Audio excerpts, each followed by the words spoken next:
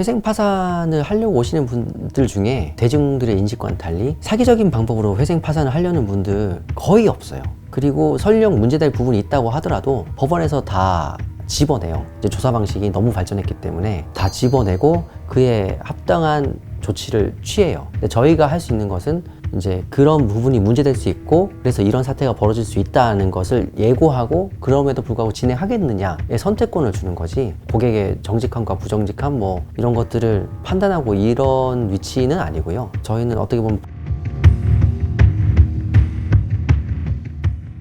안녕하세요. 서초동에서 회생 파산 일을 주로 하고 있는 박시영 변호사입니다. 어린 제가 저를 봤을 때도 좀 고집이 세고, 그래서 주변 어르신들이나 선생님 뭐 이런 분들과의 뭐 마찰이라고 하면 좀 약간 갈등 상황이 펼쳐질 때 보면 제가 고집을 펴서 그랬던 경우가 많았던 것 같아요. 특히 집안 어르신들이 굉장히 엄했는데, 책을 뭐 좋아했을 수도 있겠지만 사실 어릴 때 놀 게 없잖아요. 시골에 뭐 친구들이랑 나가 노는 것도 뭐 하루 이틀이지. 그래서 집에 뭐 책이 있으면 책을 열심히 봤는데 밥상머리에서 할아버지한테 뒤통수를 굉장히 세게 맞은 기억이 나요.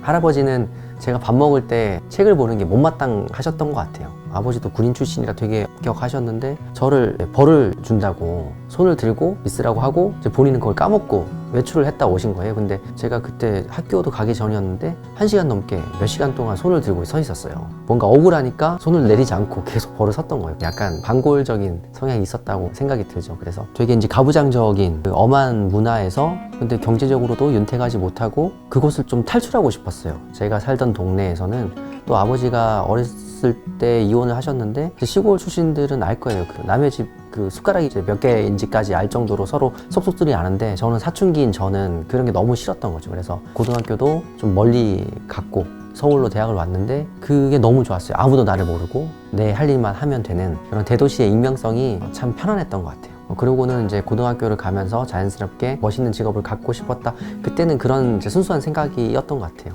돌이켜 생각을 해보면 저처럼 뭐 흔히 백없고 이제 돈 없는 친구들이 남의 눈치를 덜 보고 살 수 있는 길이 이런 전문직이 아니었을까라는 생각을 하고 고시 공부를 했었고, 공부를 하면서 아르바이트를 병행하고 그러다 보니 자연히 수험 기간도 늘어지고, 돌이켜 생각을 해보면 20대가 이제 굉장히 힘들었던 그런 기억입니다.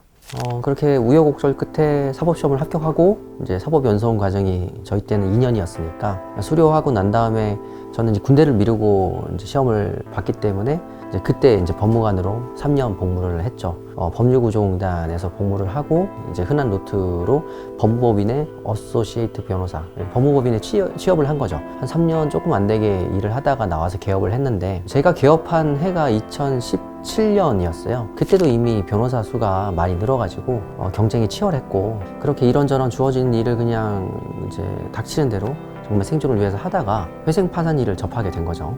제일 보람이 있었어요. 왜 그러냐면 흔히 송무라고 하는 이제 재판 업무, 그 민사든 형사든 가사든 그런 재판 업무를 보통 변호사의 일이라고 생각을 하는데, 그런 일은 이미 사고가 생겨갖고 변호사를 찾아요. 그러니까 이분의 기대치는 그 사고가 있기 전으로 맞춰져 있고, 그래서 변호사가 이미 벌어진 일을 뒤처리를 한다고 해서 그 일이 있기 전으로 돌아갈 수는 없거든요. 그리고 인생에서 가장 힘든 시기에 만나는 사람이 변호사이기 때문에 그 사람을 대하는 변호사도 이제 굉장히 이제 심정적으로 그 고통이나 이런 것을 이제 영향을 받게 되고, 내가 아무리 열심히 한다고 해도 한계가 있는 거예요.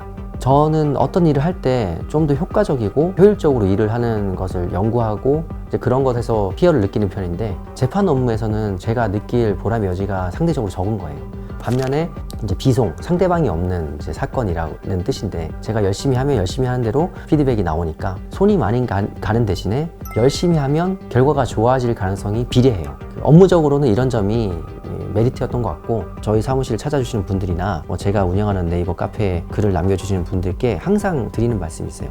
용기 내고 결심하신 데에 경의를 표합니다. 그게 결코 쉽지 않거든요. 반복되는 생활 속에 뭔가 반전의 계기를 찾고 그것을 이제 실행하겠다, 이런 마음을 먹는 것도 쉬운 일은 아닌 것 같습니다.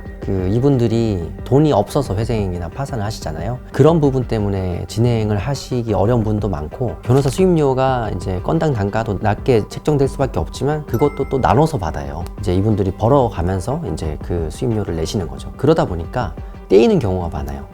가령 200만 원의 수임료 인데 처음에 뭐 한 60만 원 받고 시작을 하고 달마다 이제 나머지를 받아가는 이런 추세인데, 사실 첫 달에 받는 돈은 거의 인지송달료나 이런 실비로 저희도 지출을 해버리거든요. 그럼 저희는 사실 돈을 안 받고 시작을 하는 건데, 이분들이 중간에 그 짧은 시기에도 실직을 하시거나 생활 습관이 이제 사실은 잡히지 않는 분들이 많아서 이것조차 갚지 않는 분들도 많고, 그래서 회생 파산 일을 하는 이제 사무실들의 가장 큰 고민이 사실은 수익료 떼이는 일이 많다는 게 이제 그게 문제죠.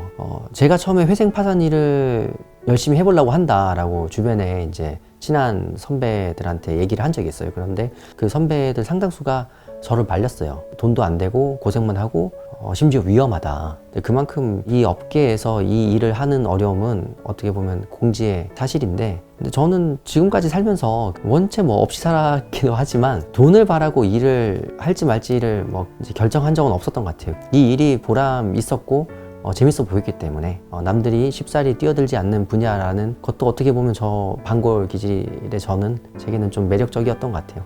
1년, 2년 하다 보니까 회생 전문 변호사가 되어버렸습니다. 저는 이 일을 하지만 이 회생제도라는 것도 굉장히 사랑하는 사람이거든요. 저도 면책을 받은 적이 있어요. 저도 아버지가 돌아가시고 나서 유형은 약간 다르지만 한정승인이란 제도를 통해서 아버지의 빚을 제가 상속받지 않고 해결한 적이 있거든요. 이제 회생 파산하고는 조금 다르긴 하지만 어찌됐든 저도 이제 법의 도움을 받아서 채무를 해결한 사람으로서 이런 제도가 얼마나 당사자에게 소중한지를 잘 알고 있기 때문에, 그리고 이 회생 제도가 그냥 하늘에서 뚝 떨어진 게 아니고, 물론 태생은 유럽에서 생기고 미국을 거쳐서 발전한 제도긴 하지만 우리나라 현실에 맞게 굉장히 많은 발전을 이뤄냈어요. 그런데 그 발전이란 것은 결국은 이제 관계되신 분들이 많이 연구하고 노력했기 때문에 지금의 이 제도까지 온 건데, 정말 필요한 사람들이 바른 방법으로 이용을 해야 이 제도가 유지된다고 생각을 합니다. 그래서 저는 이 업계에 계신 분들이 신중하게 생각하셨으면 좋겠다는 생각을 해요. 회생 파산을 하려고 오시는 분들 중에 대중들의 인식과는 달리 사기적인 방법으로 회생 파산을 하려는 분들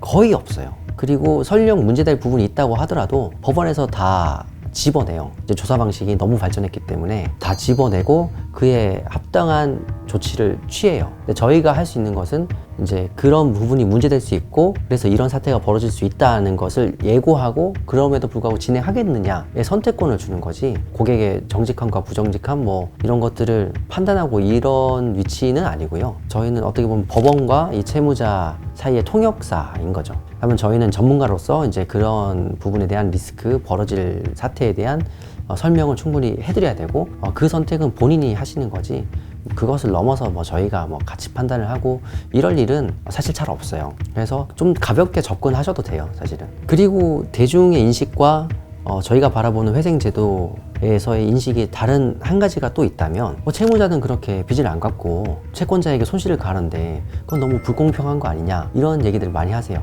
당연히 그 말이 맞죠. 특히 개인인 채권자는 피할 수 없는 손실을 받는 게 맞아요. 그런데 현실에서는 개인이 개인한테 돈 빌려주는 경우보다는 금융기관이 개인에게 돈을 빌려주는 경우가 훨씬 더 많거든요. 99% 이상이 금융기관의 빚을 빌리고 그 빚을 해결하지 못해서 회생이나 파산을 하는 건데, 금융기관은 일단 경제학적으로는 자기가 갖고 있던 돈을 빌려주는 것도 아니고요. 자기도 어딘가에서 빌려줄 수 있는 능력을 빌려주는 거예요. 그 어떻게 보면 수치화된, 관념화된 돈을 빌려주는 건데, 그런 부분이 하나 있고, 두 번째는 금융기관은 장사꾼이에요. 돈을 빌려주고 이자를 받는, 그것을 업으로 하는데, 금융기관은 돈을 빌려주고 떼일 수 있다는 위험을 자기가 감수하는 사업자거든요. 돈을 빌려줄 때 당연히 그 사람의 신용 상태나 이런 것들 다 조사를 하잖아요. 담보 능력도 조사를 하고, 담보가 없으면 신용 채무를 내주는 건데, 그로 인한 리스크도 본인이 부담을 해야 되는 거거든요. 그리고 요즘은 회생 파산이 워낙 일반화되어 있기 때문에 회생 파산으로 인한 이제 금융사의 손실은 그 사업 계획에 다 반영이 되어 있고, 금융기관 입장에서는 뭐 회생 파산 제도를 안 좋게 볼 수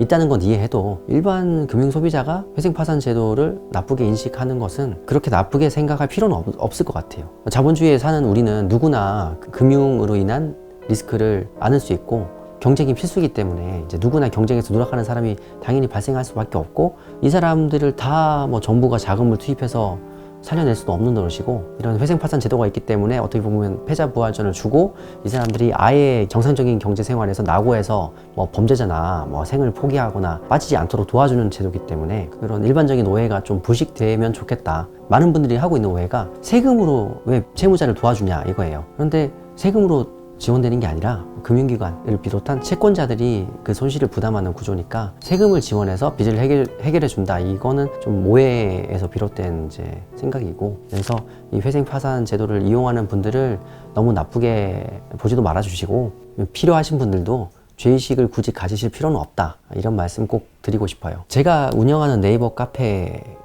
대표 이미지가 있는데, 동그란 초록색 바탕에 PC나 핸드폰 화면 보면 리스타트가 있잖아요. 이렇게 화살표가 이렇게 돌아와서 껐다 키는 기능인데, 그 기능이 이 회생 파산 제도와 많이 비슷하다는 생각이 들어요. 그래서 전자기기도 목통이 되면 껐다 키면 다시 쓸 수 있는 것처럼 회생 파산도 채무가 증가해서 정상적인 방법으로는 신용생활을 영위할 수 없을 때, 그럴 때 이 리스타트 버튼 누름으로 인해서 다시 사회 초년생의 신용 상태로 돌아가서 새 출발을 할 수 있게끔 해주는 아주 소중한 제도라고 생각합니다.